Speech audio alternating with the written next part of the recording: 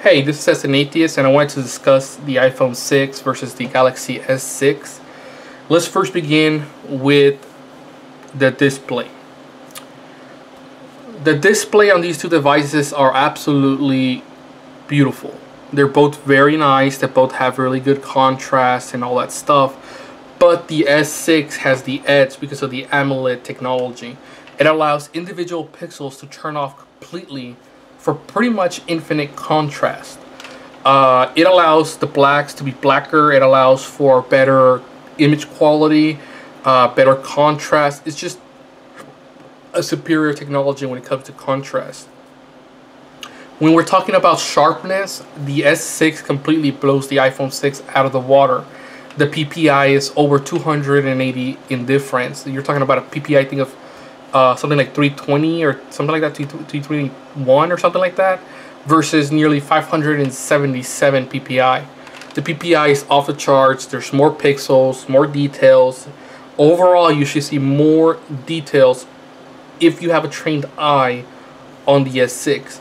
The reason why I say that is there's a lot of people that will look at it, and because they're so used to seeing either their iPhone 6 or seeing an IPS panel, they might look at an AMOLED and they may not know how to tell the differences in quality, in the image quality and things.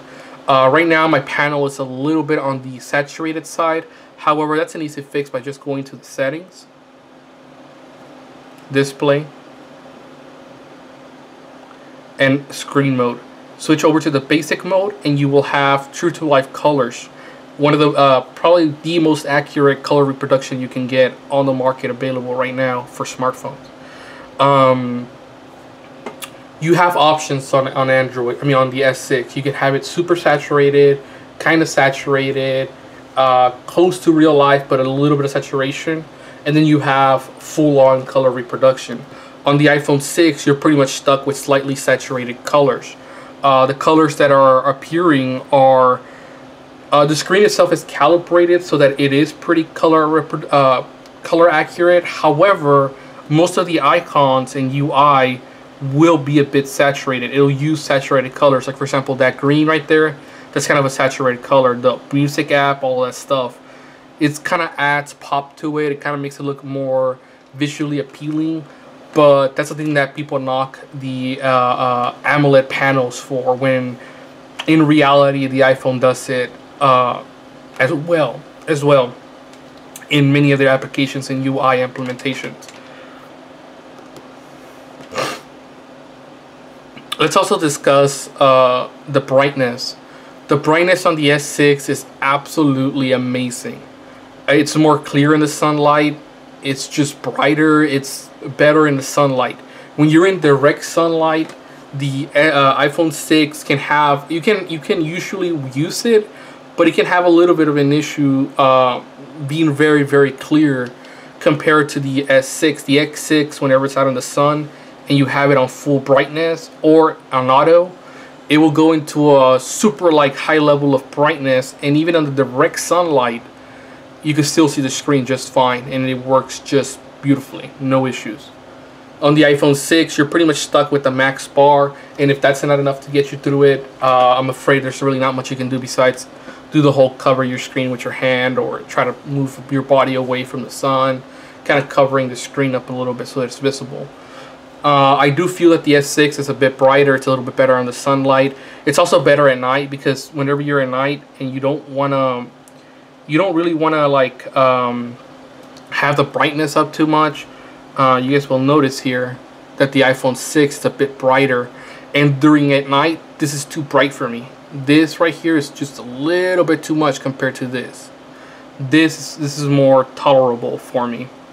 It doesn't bother my eyes. I don't pretty much stay awake because I have this thing on me and it's not allowing me to see much. Now, there is a small con to the S6 whenever you are talking about using it at night. Every time you tap your screen, the buttons light up at pretty much full brightness, and that's the touch-sensitive buttons there. You can actually disable that pretty quick at night. Just scroll down your notification bar, hit power savings, and now your buttons will not turn on at all. You'll be perfectly fine there.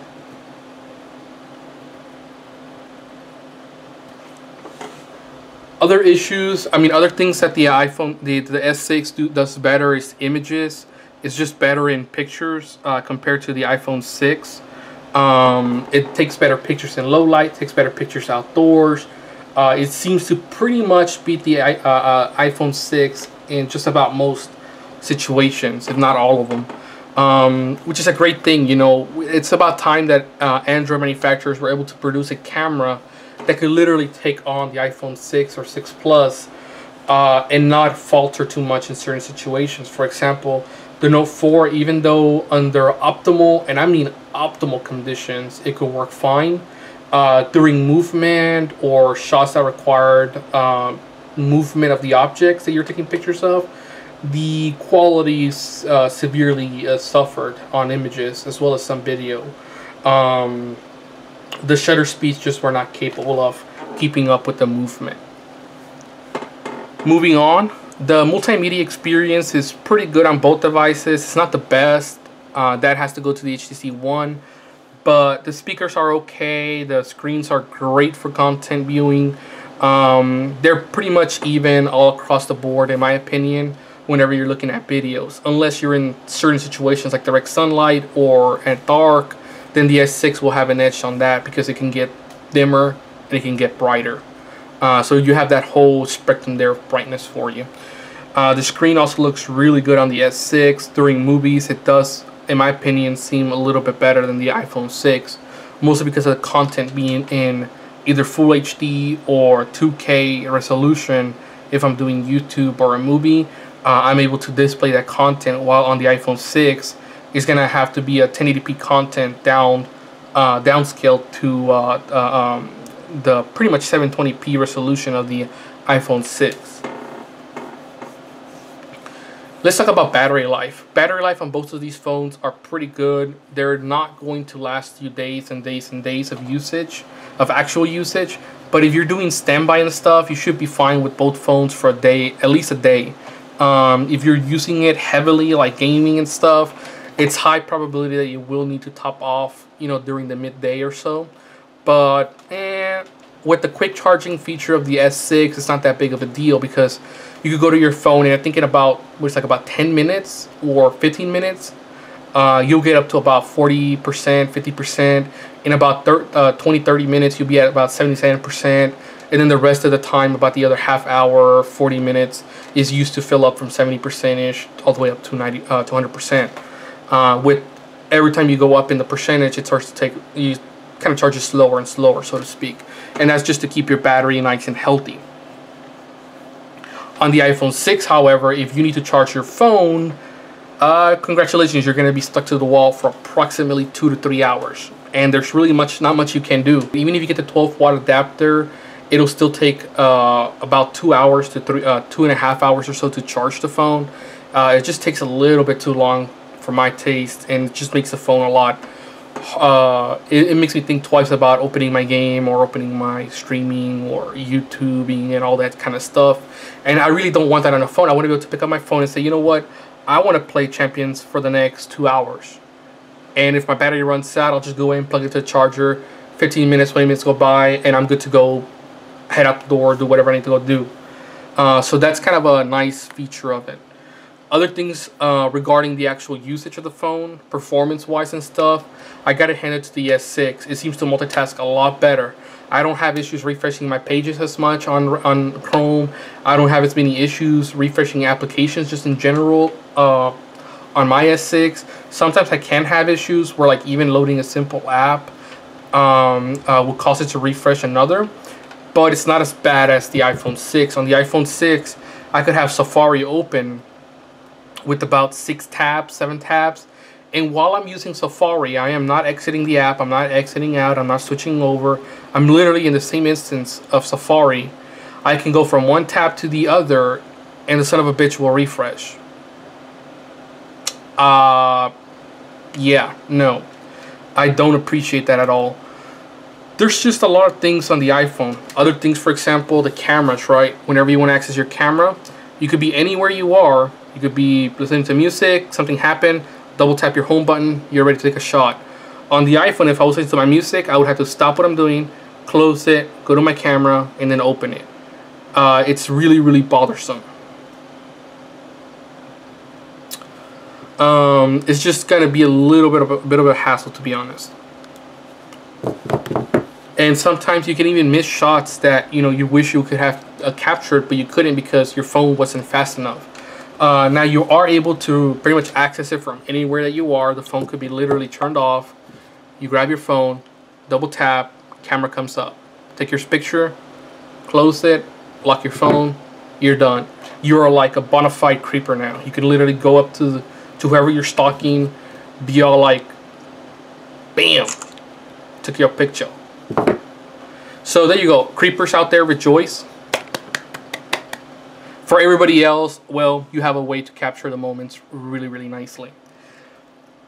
On the iPhone, it's a little bit more of a hassle. You have to, first of all, unlock your phone, scroll up, and now you have access to it. It's still very, very fast, don't get me wrong, but imagine that this was in your pocket. Take it out, press it, unlock it, take your pictures, compared to taking it out, double tapping it while you're taking it out, and you're pretty much ready by the time it comes up to your hand. So let's say that I grab it from my pocket, double tap it, I'm ready. That's like really, really handy. It really is. Let's talk about build quality. Build quality on both of these phones is really, really good. It really is. Both of the phones are really well machined. They're well designed. They're both fairly comfortable to use in the hands. And they have a premium feel to it. The iPhone 6 does have a little bit of an edge, but that's expected. They do have a little bit more experience dealing with aluminum and chassis and all that stuff. Manufacturing, finishing, everything like that, they have more experience in. But the S6 is still quite a looker, to be honest, especially if you get something like the S6 Edge. That thing is beautiful with the curved glass. Not something that I personally like functionality wise, but I can definitely see the appeal of it just in pure looks. It's a beautiful device. That's pretty much it. I hope you guys enjoyed it. If you guys have any other questions, let me know and I can get into detail about that. Thank you.